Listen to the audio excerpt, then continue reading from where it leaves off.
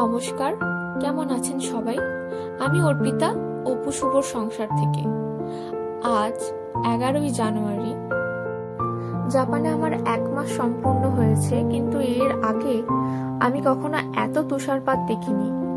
চারিদিকে আজ বরফের সাদা আস্তরণ পড়ে আছে, তাই আজ বেজায় ঠান্ডাটাও পড়েছে। রাত্রের তাপমাত্রা নেমেছিল -8-এ। এই ঠান্ডায় বাইরে বেরোনো তো দূর, বাড়িতে বসে যে রান্না করব সেটারও উপায় নেই, এত ঠান্ডা। তাই আজ আর তেমন কিছু রান্না না করেই এই সবজির ডাল বানিয়ে নিলাম। সবজির ডাল আর ভাত, এই দিয়েই আজকের মধ্যাহ্ন ভোজটা চালিয়ে নেব আমরা। বাড়িতে ফ্রোজেন কাটা সবজি রাখাই ছিল, তাই দিয়ে এই চটজলদি রান্নাটা করে নেব। গরম জলে এগুলোকে ভিজিয়ে রেখেছি। এবার কড়াইটা গরম করে তাতে তেল দিয়ে দেব।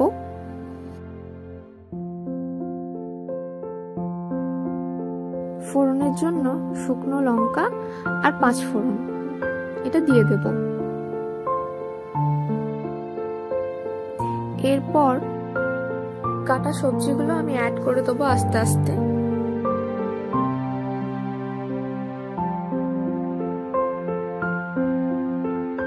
কিছুক্ষণ নাড়িয়ে চাড়িয়ে নিয়ে তার মধ্যে একটু নুন দিয়ে দেব।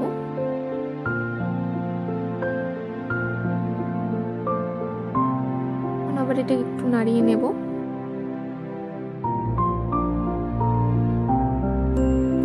এরপর আমি এটাতে একটু আদা বাটা দিয়ে দেব।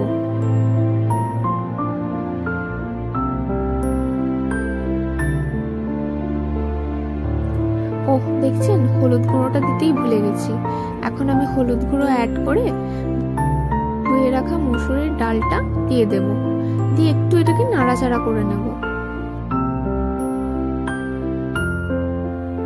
তারপর পরিমাণ মতো গরম জল ঢেলে দেব।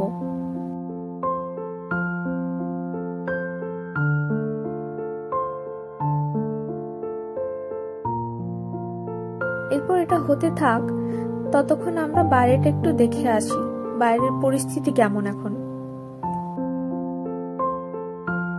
আবার অল্প অল্প তুষারপাত শুরু হয়েছে। বেলার দিকে একটু রোদে বরফগুলো গলে গিয়েছিল, কিন্তু এখন আবার তুষারপাত শুরু হচ্ছে। যাকগে, পেট তো আর সায় মানবে না। ভাতটা এখন চাপিয়ে নিই আমি। ওদিকে ডালটাও আমার হয়ে গেছে। এখন 2টো ডিম আমি চটাপট ভেজে নেব।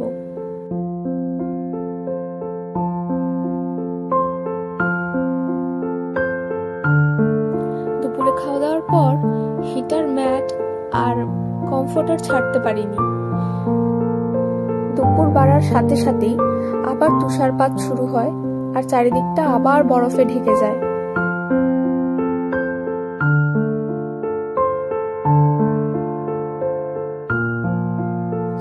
আজ তাহলে এই পর্যন্তই।